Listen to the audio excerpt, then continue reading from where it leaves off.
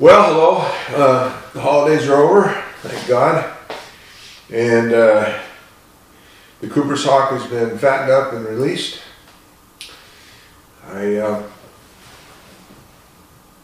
guess the straw that broke the camel's back was when I took her car hawking, and she wouldn't commit to doing it. And then to top it off, after I tried to get her to take a bird out of the car, to take birds out of the car, we went to a field, fly her around a little bit. I got 2 rabbits up for her, one of which ran right underneath her, and she refused both of them. But she did take off, and in grand style, take a cotton rat.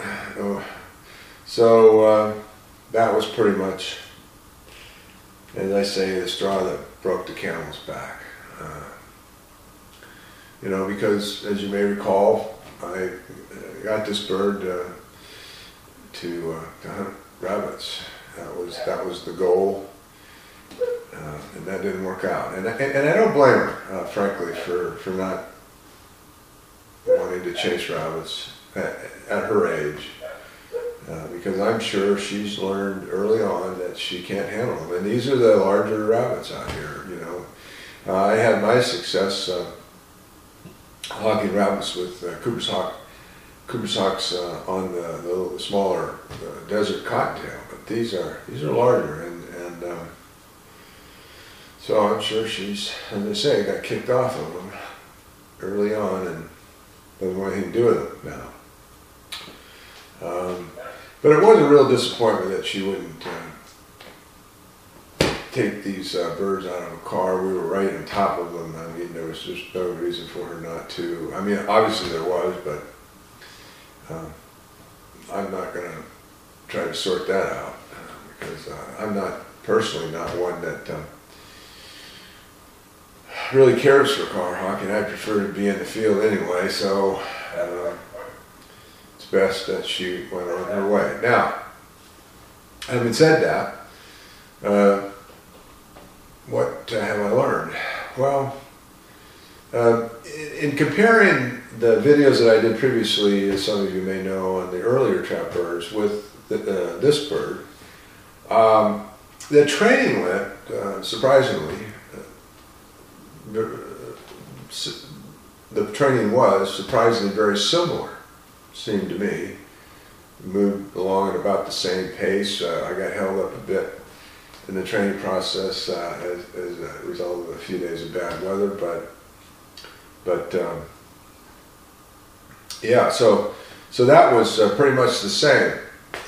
The only difference during the training process was her reluctance to accept me, which you probably noticed. If there wasn't food involved, she didn't want a damn thing to do with me. Now, later, of course, when we had bad weather and I was had to work with her in the house, house hawking, I called it. Because what I found was that when I went out, as you may have noticed in that one video, she just wouldn't do anything if the weather was too cold. And we've been having some unseasonably cold weather, as I mentioned, and so we've been doing this. We did this house hawking, and she would, fly around looking for me, and so I think that kind of developed a bond based upon food, of course, but. I think it kind of ultimately went beyond that, because I'll tell you why. When I got done trying to get her to catch these birds out the window of a car, I took her to a field, as I said, to fly her, and on the way I decided to leave the hood off, see what she would do. And she sat on that glove and just comfortable as could be, and just kind of looking around, taking it all in. And then after I finished there in the field, and started home, I decided to leave the hood off and hold her on the fist, and she was perfectly comfortable again, just kind of, like I say, just sitting there. She didn't seem to be bothered by what was going on. Even though we were driving, it took me, maybe 15 minutes or so to get home, back and forth,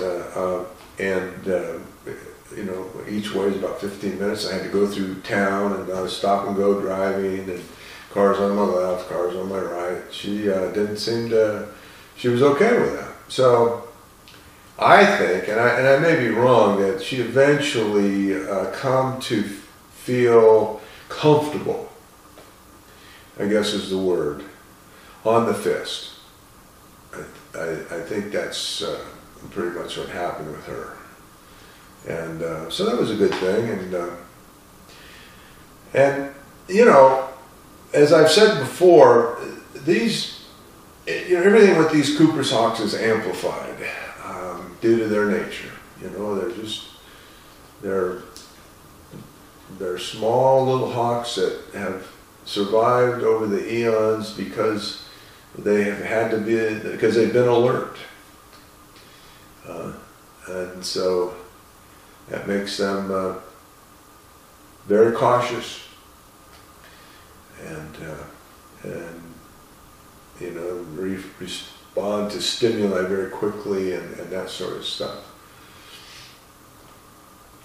So whenever, you know, you can get these little hawks, as I see it anyway, to accept you, that makes you feel good. And so she made me feel good in that sense, because she did, as I say, ultimately kind of accept me in her world as much as she could, and I appreciated that. I did. I found it rewarding.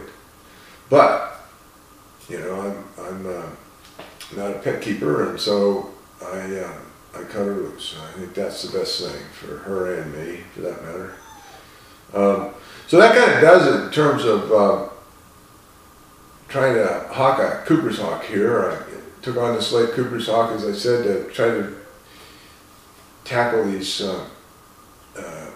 rabbits once the vegetation had died down, versus trying to take on an earlier bird where there's tons of vegetation and really no hope in terms of getting them to catch those critters.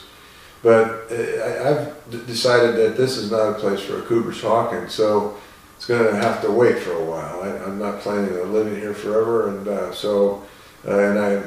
and I'll fly in a Cooper's again someday, and I'm looking forward to it. But until then, it's going to have to be put on hold. So that's it. Thanks for watching this little these series of videos, for those of you that did, and hopefully they're of benefit to some of you anyway. And